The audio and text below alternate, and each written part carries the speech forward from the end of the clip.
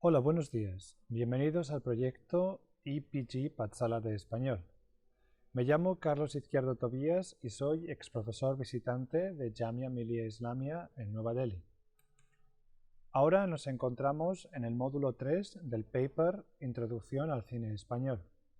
Este módulo se titula Historia del cine español 3, el cine español de los años 50.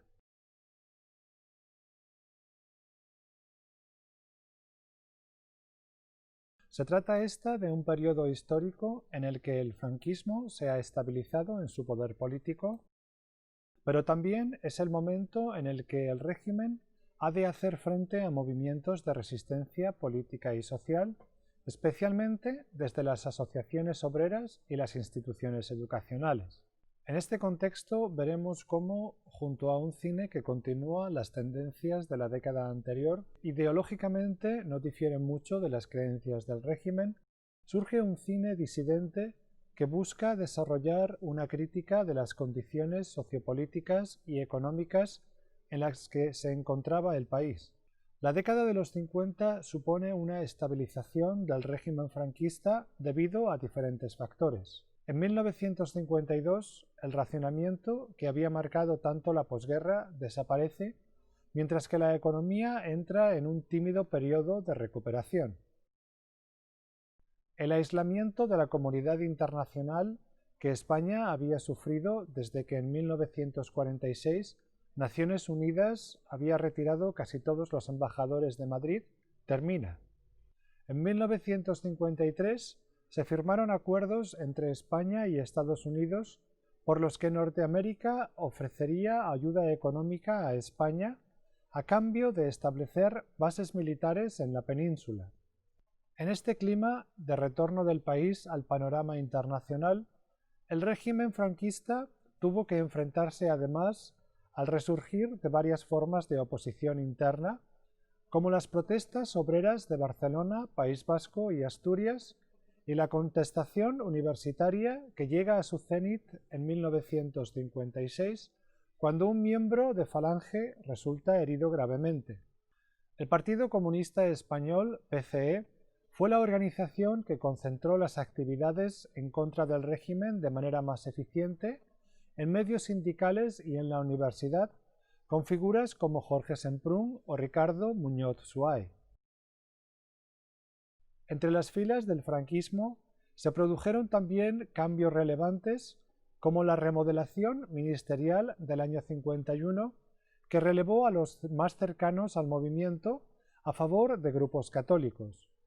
La década de los 50 fue testigo de una paulatina toma de poder de los grupos cercanos al Opus Dei, proceso que culminaría con la toma del control del área económica del gobierno por Ullastres o Navarro Ruiz, antesala del llamado Plan de Estabilización del año 59. Los últimos años de la década y los primeros de la siguiente verán el comienzo de la emigración exterior y el turismo, que ayudarán a una relativa apertura económica y social del país. En cuanto al cine, pocas fueron las modificaciones que el gobierno de Franco introdujo. Entre ellas destaca la creación en el 51 del Ministerio de Información y Turismo, liderado por Arias Salgado, y en él la Dirección General de Cinematografía y Teatro, en la que José María García Escudero trató en vano de impulsar medidas que elevaran la calidad del cine español. A pesar de sus esfuerzos, se vio obligado a dimitir al año siguiente por su defensa de Surcos, de José Antonio Nieves Conde del 51, una historia sobre la inmigración del campo a la ciudad como película de interés nacional, y su rechazo a otorgar la misma categoría a Alba de América de Juan de Orduña del año 51. Es en estos años cuando surge una disidencia política significativa en el cine que hará que la censura, que toma sus bases morales en la Iglesia, aumente. La industria cinematográfica del momento está aún anclada en modelos que buscan el beneficio inmediato por encima de cuestiones de calidad. La productora Cifesa comienza un periodo de decadencia paralelo al declive del cine histórico, que hace que la empresa se concentrara más en la distribución en detrimento de la producción. Aun con todo, la productora participará indirectamente en la producción de La hermana San Sulpicio o Los ojos dejan huellas del 52. Dentro del tradicionalismo continuista de los años 50 encontramos a realizadores como Sáenz de Heredia, Rafael Gil y Juan de Orduña, que habiendo comenzado sus carreras en los años 40, continúan en la década siguiente rodando películas. El primero consigue éxitos con Todo es posible en Granada del 54 e Historias de la radio del año siguiente. Rafael Gil destaca con La señora de Fátima del 51, La guerra de Dios del 53 o Murió hace 15 años del 54. Juan de Orduña continúa su carrera tras apartarse del género histórico con El último cuplé.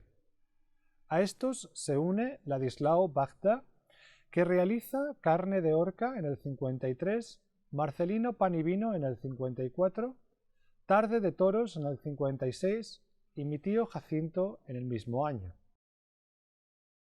Una gran mayoría de los recién llegados a la industria terminará cediendo a las exigencias del cine oficial, a pesar de mostrar algunos cierto interés por un cine más crítico. Entre estos recién llegados encontramos a José María Forqué, Pedro Lazaga, Francisco Rovira Veleta, Julio Coll y José Antonio Nieves Conde. José Antonio Nieves Conde combinó películas claramente franquistas como Balarrasa del año 50, una película religiosa sobre un misionero español atrapado en Alaska que rememora su vida, con historias disidentes como la valorada Surcos del 57 sobre la inmigración del campo a la ciudad que hemos mencionado antes. José María Forqué comenzó con comedias como El diablo toca la flauta del 53 y Un día perdido del 54, pero pronto optó por el cine de género más comercial. Cabe destacar, sin embargo, su Atraco a las 3 del año 62, que mezcla el cine negro americano y el neorrealismo italiano. Se trata de una parodia de los tópicos y personajes del cine negro que a su vez muestra la cruda realidad de los años 60 en la España de Franco. Pedro Lazaga rueda películas de cruzada como La patrulla, El frente infinito o Torrepartida, para luego interesarse más por las comedias como Muchachas de azul, Los tramposos o Trampa para Catalina. Los catalanes Francisco Rovira Veleta y Julio Coll combinaron filmes de cierta calidad con encargos comerciales. Rovira Veleta rodó el drama rural Luna de sangre en el año 50 o la película de tema futbolístico 11 pares de botas en el 54. Pero también realizó sus dos mejores películas en el género negro, El expreso de Andalucía en el año 56 y Los atracadores en el 61. El talento narrativo de Julio Coll se deja ver en Distrito V del 57 o Los cuervos del 61. En cuanto a los géneros cinematográficos que muestran una supervivencia de los gustos de la década anterior, destacan la comedia y el musical folclórico, mientras que el histórico y el literario fueron desapareciendo. De estos últimos cabe recordar las historias sobre el siglo XIX y sus guerras carlistas de 10 fusiles esperan del 58 de Sáenz de Heredia y Sonatas del 59 de Bardem, una adaptación cinematográfica de la novela homónima de Valle Inclán con Francisco Rabal, María Félix, Aurora Bautista y Fernando Rey en el reparto. Como también vale la pena echar un vistazo a ¿Dónde vas, Alfonso XIII? De Luis César Amadori de 1958, sobre los amores entre el rey Alfonso XIII y María de las Mercedes. El musical folclórico no solo sobreviviría en la década de los 50, sino que además alcanzaría su plenitud a comienzos de la misma. Este tipo de cine fue transformándose en el ciclo del cuplé gracias al éxito de El último cuplé de Juan de Orduña del 57, protagonizado por Sara Montiel. La actriz promovió la producción de otros éxitos como La Violetera en el 58, Pecado de amor en el 61 y La Bella Lola en el 62. La comedia fue uno de los géneros que la disidencia eligió para la transmisión de su versión crítica de la realidad española del momento, pero también fue un género preferido del cine oficialista. La nueva comedia tendría sus referentes literarios en el sainete y la picaresca, pero comenzaría a mostrar influencias del cine posneorrealista, como podemos ver en De Madrid al cielo, del 52, Manolo guarda urbano, del 56, o la valorada Historias de la radio, del 56, de Sáenz de Heredia. Además de esta comedia urbana, se rodaron películas en el entorno rural que intentaron emular el éxito de Bienvenido Mr. Marshall, de José Luis García Berlanga, del 52, como las mencionadas El diablo toca la flauta o Todo es posible en Granada. La comedia de los 50 también comienza a estructurarse en torno a episodios que siguen a varios personajes, fenómeno del que Historias de la radio hace gala, además de muchas de las comedias llamadas profesionales, como Las chicas de la Cruz Roja, de Salvia, del año 58.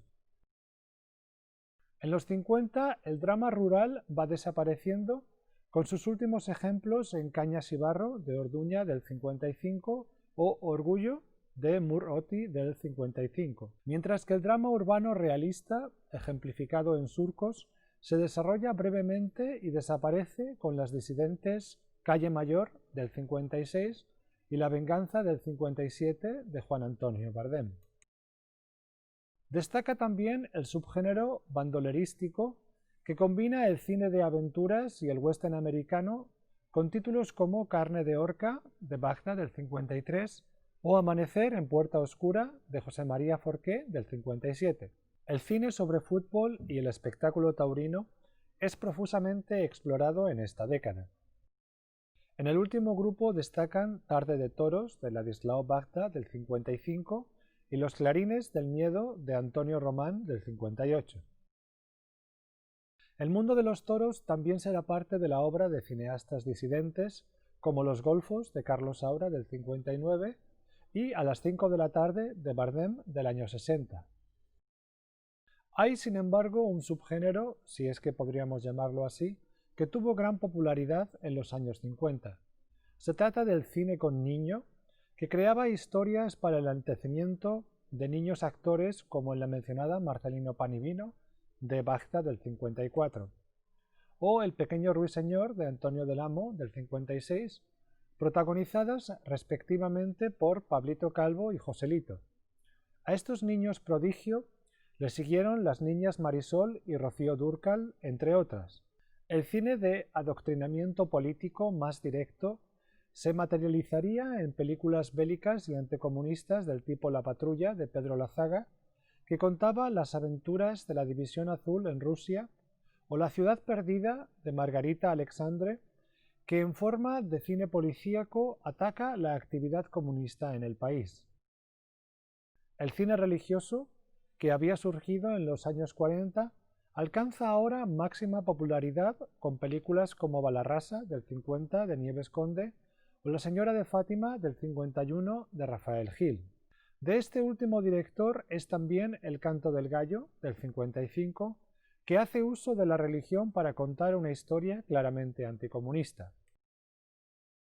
Junto a las mencionadas producciones y realizadores que continúan los presupuestos ideológicos y morales del cine oficial, aparecen en los años 50 películas y cineastas en clara ruptura con los preceptos del régimen. Entre ellos destacamos las figuras de Juan Antonio Bardem, Ricardo Muñoz Suay, Eduardo Ducay y Luis García Berlanga. El Instituto de Investigaciones y Experiencias Cinematográficas y el cineclubismo universitario fueron el origen de la disidencia de estos cineastas. No hay duda de que las 2 semanas de cine italiano en 1951 y 1953 en Madrid, que acercaron el cine neorrealista italiano a estudiantes y aficionados ávidos de cine y ofreció un cine alternativo al oficial, fueron experiencias esenciales en la formación de una cultura cinematográfica antifranquista. Aunque a pesar de ciertas tendencias, el neorrealismo nunca cuajó como un estilo propio del cine español. Asimismo, cabe destacar la celebración de las famosas Conversaciones Cinematográficas de Salamanca de mayo de 1955, organizadas por el Cineclub del SEU de Salamanca, con Basilio Martín Patino a la cabeza. En aquellos encuentros, Juan Antonio Bardem definió el cine español como políticamente ineficaz, socialmente falso, intelectualmente ínfimo, estéticamente nulo e industrialmente raquítico. Los orígenes de la disidencia cinematográfica pueden situarse en dos películas producidas en 1951, Surcos de José Antonio Nieves y Esa pareja feliz de Berlanga y Bardem, esta última estrenada en el 53. La primera ofrece, a pesar de su defensa de la familia tradicional, una cruda imagen de la realidad cotidiana con su descripción de la explotación laboral, la prostitución, la delincuencia, etc. La segunda se alza como una interesante crítica del consumismo que empezaba a hacerse sentir en España y una descripción amarga de las condiciones de vida de una pareja obrera. El filme nos cuenta cómo la mediocre vida del matrimonio compuesto por Juan Granados Muñoz, Fernando Fernán Gómez, que trabaja en La Tramoya en unos estudios de cine, y Carmen González Fuentes, Elvira Quintillá, una costurera soñadora, parece cambiar cuando es seleccionada como la pareja feliz por la marca de jabones Florid, gracias a la cual disfrutarán de la vida de lujo de un matrimonio burgués acomodado. Con Bienvenido Mr. Marshall, del año 53, Luis García Berlanga realiza una de las obras maestras de la cinematografía española, narrando con humor las expectativas luego fallidas de un pueblo castellano que se disfraza de andaluz para atraer la atención de una comitiva norteamericana del Plan Marshall que supuestamente traerá dinero al pueblo. Y es precisamente la mezcla de humor y crítica social lo que destaca en el cine posterior de Berlanga, como vemos en Novio a la vista del 53, Calabuch del 56 y Los Jueves Milagro del 57. Los Jueves Milagro nos presenta un pueblo donde el alcalde, el maestro, el médico, el terrateniente y el propietario de un balneario deciden inventar un falso milagro para revitalizar la visita de turistas. El guión original era una fuerte crítica contra la Iglesia. Desgraciadamente para el realizador, la productora Ariel Films pertenecía al Opus Dei y la película se tornó en un panfleto religioso.